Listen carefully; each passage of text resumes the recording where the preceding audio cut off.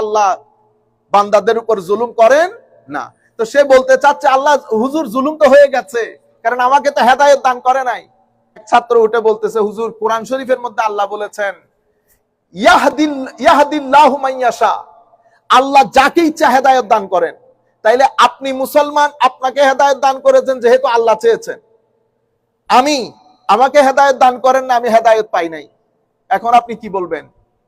কিন্তু এই আল্লাহ আবার কোরআন শরীফের মধ্যে বলতেছেন ইন্নাল্লাহা লাইসা বিযাল্লামিন লিল আবিদ, আল্লাহ বান্দাদের উপর জুলুম করেন না।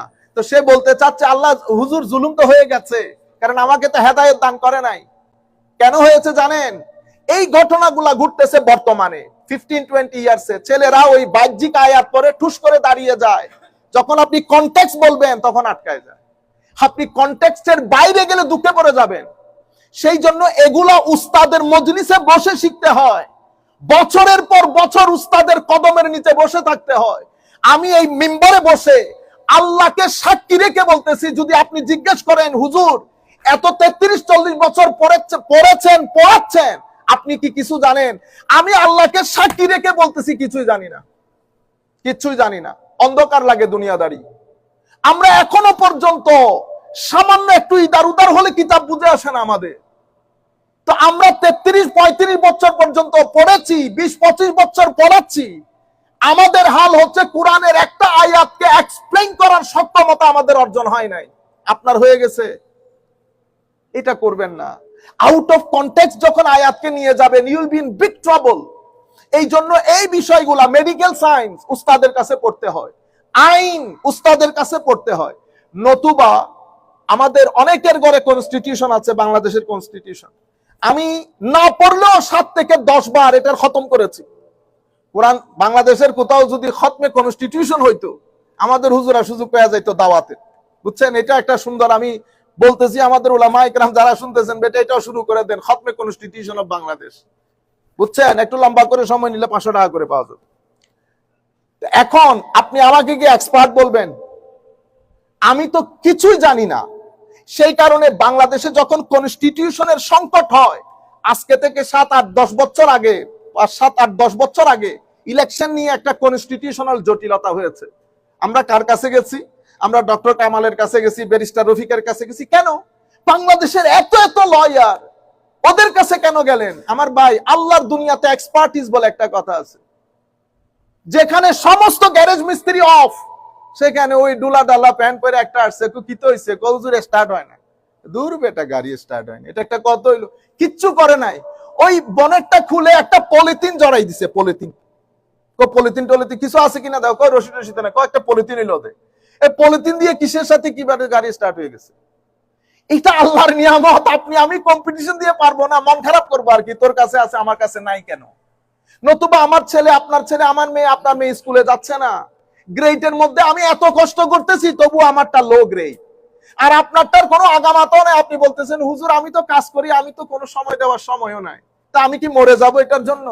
আমি ওই জায়গার মধ্যে মরে গিয়ে লাভ নাই, কারণ এই জিনিস আল্লাহ ফিট করে দিয়েছেন। এটা কোনো বাজারে কিনতে পাওয়া যায় না। এটা ঢাকা কি বলে ওই যে দোকান, আমাদের আতাবাইয়ের দোকান, ওখানে কি কিনতে পারবেন যে আমার একটু মেদা দেন, 1 কেজি আন্তাজ মেদা দেন। যদি মেদা থাকতো তো উনি তো খায়া ফেলতো মেদা। সম্মানিত উপস্থিতি, তো আমি বলতে চাইতেছি প্রত্যেক সাবজেক্ট আলাদা আলাদা বিষয়, যার যেটা টপিক তাকে সেটা দিয়ে দেন। এখন আপনি এগুলা বললে আমাদের অনেক ভাই বলে দরুদ শরীফ, তাহলে তো দরুদ শরীফ পড়ে, তাহলে কোরআন শরীফ পড়ার দরকার নাই। তার মানে আপনার অন্তরে কি আছে? হেট্রেট আছে। আপনি এটাকে নরমালি নিতে পারছেন না আমার ভাই। নরমালি নেন, না নিতে পারাটা এটা গন্ডগোলের একটা আলামত। আল্লাহ রাব্বুল আলামিন আমাদের সবাইকে হেদায়েত দান করুক। আউলান নাসে বিয়াউমুল কিয়ামা, আমার নবী বলতেছেন the most closest one to me, আমার সবচেয়ে কাছে কিয়ামতের ময়দানে যে ব্যক্তি সবচেয়ে বেশি দরুদ শরীফ পড়ে। আচ্ছা, এর পরবর্তীতে এই হাদিস এখন যেটা বলবো সেটা ইমাম কাজী ওনার কিতাবের মধ্যে, ইমাম ইবনে কাসির এনেছেন, ইমাম আহমদ ইবনে হাম্বল বলেছেন, এর পরবর্তীতে সিহাসিত্তার আইম্মাগণ, এর পরবর্তীতে আমার মনে হয় না আর সবাই বর্ণনা করেছেন। হাদিসটা হচ্ছে আন উবাই, ইমাম তিরমিজি এনেছেন, আন উবাই ইবনে কাব قال كان رسول الله صلى الله عليه وسلم إذا ذهب ثلث الليل قام فقال, when 2/3 of the night had passed, the messenger of Allah would stand and say, O people, Remember Allah, remember Allah. The first earthquake has come, followed by the second. That has come and what it contains. যখন রাতের শেষ ভাগ আসে আমার নবী উঠে যান। হে মানুষ, তোমরা জেগে উঠো, জেগে উঠো, মত করি পৃথিবী ধ্বংসের মুখে তোমরা জেগে উঠো। এভাবে আমার নবী প্রত্যেক রাতের শেষ ভাগে আমার নবীর আশেপাশে ঘরে ডাকতেন এবং আমাদেরকেও আমার নবী ডাকতেছেন আখেরি যুগ পর্যন্ত। উঠে যা বেটা, মত এসে যাচ্ছে, পৃথিবী ধ্বংসের মুখে। এটা বলার পরে এবার দেখেন, কলা উবাই, হযরত উবাই ইবনে কাব আমার নবীকে বলতেছেন, ইয়া রাসূলুল্লাহ, কুলতু ইয়া রাসূলুল্লাহ ইন্নী উকসিরুস সালাত আলাইকা, হুজুর আমি আপনার উপর অনেক বেশি দরুদ শরীফ পড়ি। কলা উবাই ফাকাম আজআল লাকা মিন সালাতি, হুজুর আমি আপনার উপর কতটুকু দরুদ পড়ব? প্রথমে বলতেছে আমি আপনার উপর দরুদ পড়ি। হুজুর আমি আপনার উপর কতটুকু দরুদ পড়ব? He said, I send many prayers upon you. See the first sentence, আমি আপনার উপর অনেক দরুদ পড়ি। I send many prayers upon you. Then উনি বলতেছেন, ইয়া রাসূলুল্লাহ, so how much of my prayer should I devote to you, ইয়া রাসূলুল্লাহ? আমি আপনার উপর কতটুকু দরুদ পড়া উচিত? এটার উপর ভিত্তি করে আমার নবী ইরশাদ করেছেন, মাশিত, as you wish. কুলতু, আমি বললাম, আর রুবু, হুজুর 4 ভাগের 1 ভাগ। ফরজের পরে যত ইবাদত আমি করি এই ইবাদত গুলোকে 4 ভাগ করে 4 ভাগের 1 ভাগ আমি আপনার উপর দরুদ পড়ব। ক্বালা মা শিত ফা ইন জিদতা ফা হুয়া খায়রুল lakh, as you wish, but if you increase it is better for you. তখন উনি বলতেছেন, ইয়া রাসূলুল্লাহ ফান্নিস, ঠিক আছে আমি আমার সমস্ত ইবাদতের, ফারায়েজের পরে সমস্ত ইবাদতের যা কিছু করি তার অর্ধেক আপনার উপর দরুদ শরীফ পড়ব। আমার নবী বলতেছেন, ঠিক আছে, বাট ফাইন জিদতা ফা হুয়া খায়রুল লাক, if you increase it is good for better for you. তখন উনি বলতেছেন, ইয়া রাসূলুল্লাহ তাইলে অর্ধেক না, তাইলে 3 ভাগের 2 ভাগ আপনার উপর দরুদ পড়ব। আমার নবী বলতেছেন, good, but if you increase better for you.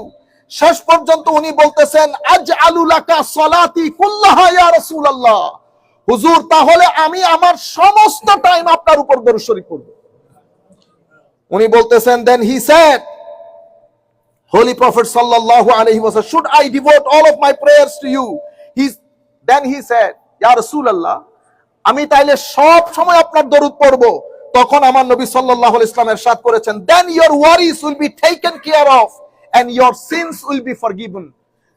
দুনিয়াতে তোমার কোনো পেরেশানি থাকবে না, আল্লাহ তোমাকে ক্ষমা করে দেবে। অন্য riwayat-এর মধ্যে এসেছে, ইজান, তাহলে ইয়াকফিকাল্লাহু মা আহাম্মাক মিন দুনিয়াকা ওয়া আখিরাতাক, আমার নবী বলেছেন তাহলে Allah is sufficient for you in what concerns you in this world and in the hereafter. তাহলে আমার আল্লাহ দুনিয়া এবং আখিরাতে তোমার সমস্ত পেরেশানিতে আল্লাহ রাব্বুল আলামিন সঙ্গ দান করবেন তোমাকে। আরো যাই হোক, এখন সময় যেহেতু শেষ হয়ে গেছে আমরা এখানে শেষ করি। আরো অসংখ্য দরুদে পাক আমরা আমাদের দর্সের মধ্যে সেগুলো বলবো ইনশাআল্লাহ।